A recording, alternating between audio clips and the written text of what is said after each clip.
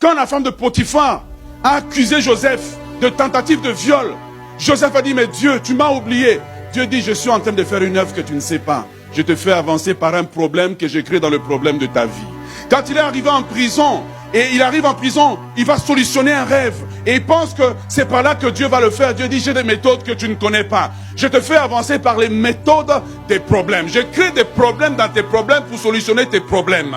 Et alors, à un moment donné, Dieu dit, Joseph dit, mais je suis épuisé, je ne sais pas comment je vais m'en sortir. Dieu dit, ne t'inquiète pas. Je vais créer un problème dans ton problème pour solutionner le problème de quelqu'un. Comme ça, dans le problème, je t'élève.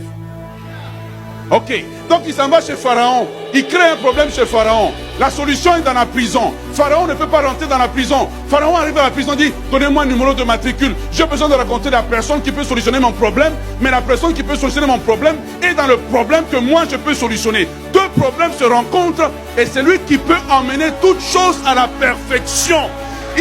Il a des méthodes que l'œil humain ne peut pas voir. Il a des façons de faire que je ne peux pas calculer. Il y a des calculs des hommes, mais il y a les calculs de Dieu. Il y a les méthodes des hommes, mais il y a les méthodes de Dieu. Ce que tu appelles un problème, Dieu l'appelle un escalier. Ce que tu appelles un problème, Dieu l'appelle un ascenseur. Ce que tu appelles un problème, Dieu l'appelle une porte.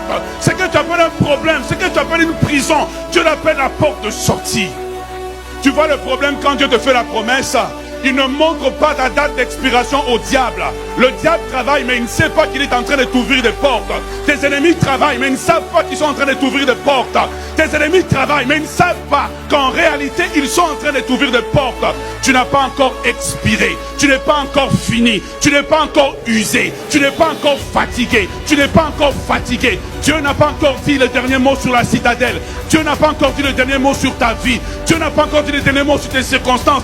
Tout à coup, soudain, tout à coup, soudain, tout à coup, soudain, Dieu va brutaliser tes adversaires. Dieu va brutaliser l'adversité. Dieu va brutaliser l'adversité. Il va ouvrir une porte par laquelle l'ennemi ne comprendra pas. Comment expliquer la puissance de Dieu? Comment expliquer la grandeur de Dieu? Oh, je suis convaincu, je suis persuadé, je suis persuadé. Je ne vois pas le chemin, mais je suis persuadé. Je ne vois pas la percée, mais je suis persuadé. Je ne comprends pas mes épreuves, mais je suis persuadé.